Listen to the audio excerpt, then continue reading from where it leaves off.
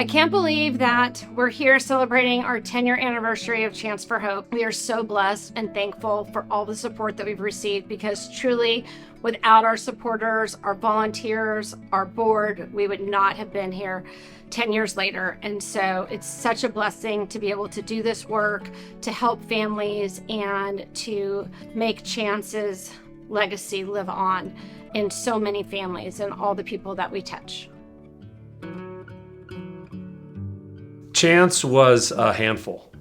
He was very, very talkative, very, very outgoing. You know, anyone who met him instantly remembered him because he was always so warm-hearted. He was always so joyous, always smiling, always laughing. He was super healthy and very active. And I say that because when we were on vacation in San Antonio, the final day we were there before we came home, we were going to go tubing, and he said that he didn't want to go.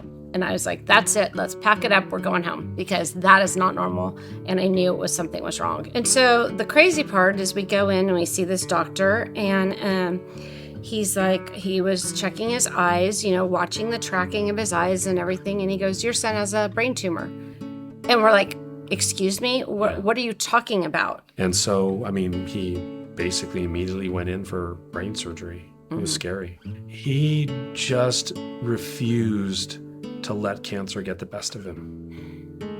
I saw him tears twice that I can remember.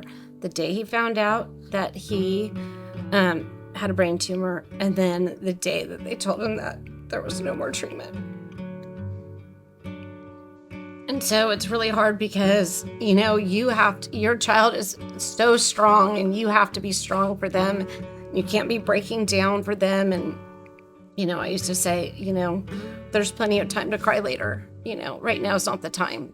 Well, we had a lot of hope in our lives. I mean, Chance battled cancer for 15 months. And I think we always believed that he was going to make it. The hope was so important to our family, because it allowed us to enjoy our time with Chance, even when we're going through this horrible ordeal. And that allowed us to have 15 amazing months with Chance instead of 15 sorrowful months with Chance. I think it's important, you know, after we lost Chance, I mean, we immediately knew we had to do something. It was almost a binary thing. Either we were going to just completely fall off the edge of a cliff and never recover, or we were going to try to do something to carry on his spirit. And that's why we founded Chance for Hope.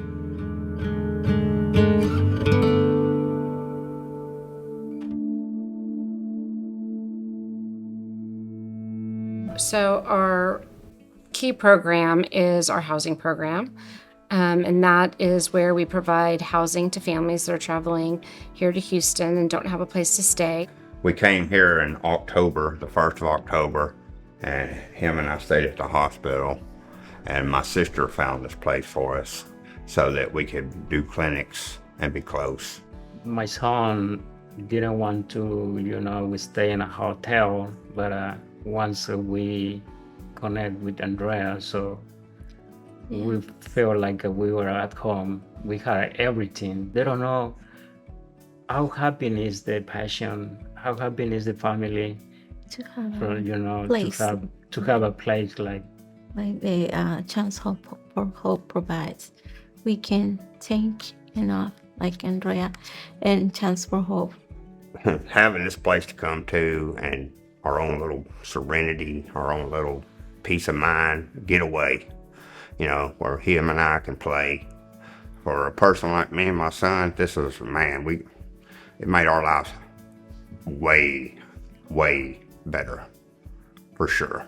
So our private apartments allow them basically a home, one-bedroom apartment where they can, sort of live normally, come home, lay on the couch, watch TV. And so this has been, I think, one of the greatest accomplishments for us is that we've grown it. We had one apartment to start with, and we've grown sixfold, and we're continuing to do that so that we can help more and more families, because there's a list of families that need housing.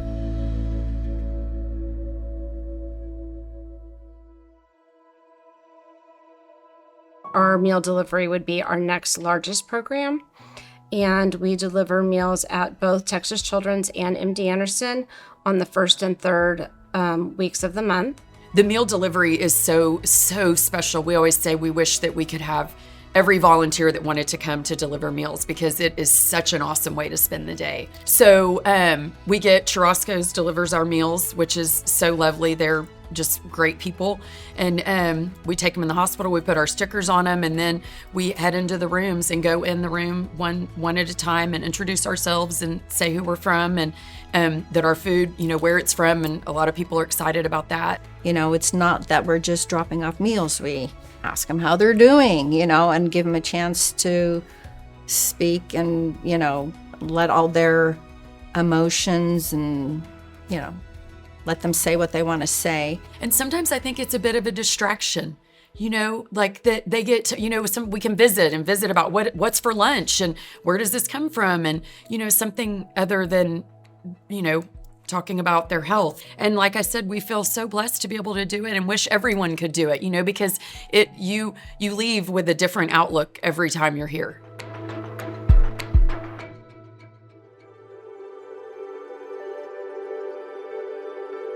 I think Chance for Hope is very special because they touch in so many ways.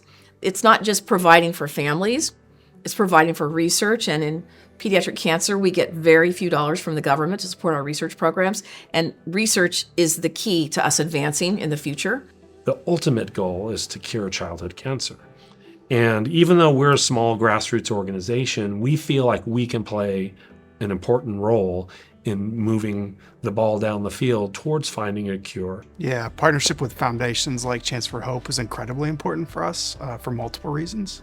It's really great for us to stay connected with the families of our patients and to remember as researchers why we're doing this. What we can do with even quite small amounts, relatively speaking, of funding is incredible. It gets projects started.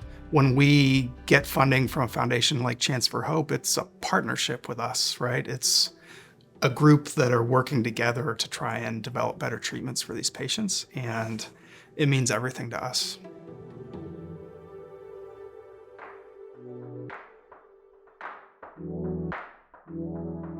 Enchanted Night came to be because as we met more and more families and kids, around, one of the things that Andrea and Scott noticed was that a lot of the teenagers are just in their rooms and they're more isolated. I'll say that there's intentionally not a family connection in the sense that no parents are allowed to go. Mm-hmm. And the reason for that is we wanted to create an environment where teenagers can be teenagers. Some of the kids that come to this are inpatient, so they have, their nurses with them.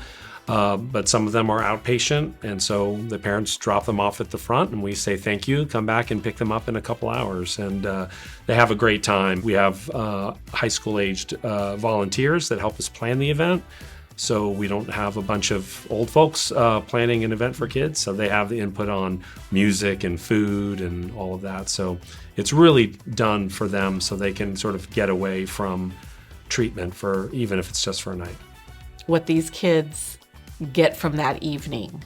I mean, you meet the kids when they come in to get their dress or their costume, and they're, some of them are more reserved, some of them are outgoing, but some of them are, reserved. And then all of a sudden, halfway through, you're like, oh my gosh, look at so-and-so. So, I mean, you can just see their whole demeanor change. Their confidence grows, and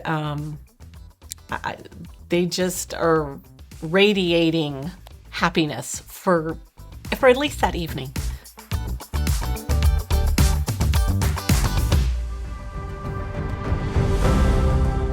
We can say Chance for Hope and the sponsors that make this possible. Thank you so much. And we cannot do everything that we do without the support. Man, it's a great foundation, 100%.